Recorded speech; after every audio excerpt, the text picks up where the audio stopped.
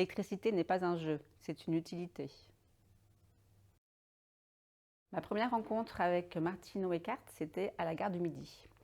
Elle m'a appelée, et c'était il y a 30 ans, en 1991, où elle m'a appelée pour un peu en SOS parce que son éclairagiste venait de lui faire faux bond, malheureusement. Et c'était pour les chutes du Niagara. Donc elle m'a appelée. C'était la première fois que quelqu'un m'appelait comme conceptrice lumière.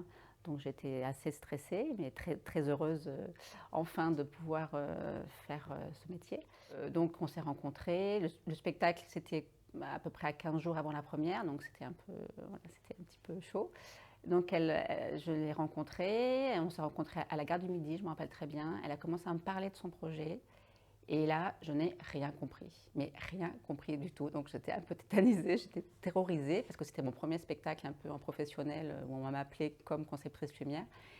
Et donc j'ai fait belle figure, je faisais des grands sourires en disant oui, oui, bien sûr, mais je ne comprenais rien, parce que vous savez que Martine a quand même un langage bien à elle.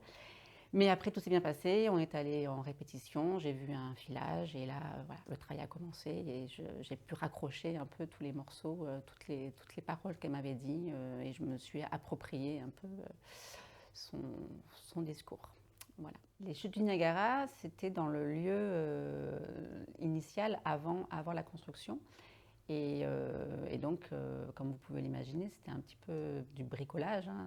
Les moyens étaient ce qu'ils étaient, mais on a fait un très beau spectacle en bricolant. Et après, quand le lieu a été institutionnalisé, ben là, il y a eu une grande différence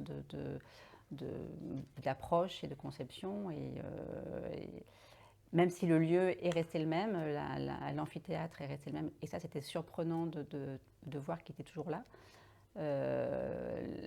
Effectivement, l'approche était différente, même si l'univers de Martine, lui, restait le même et la radicalité était toujours là et l'exigence.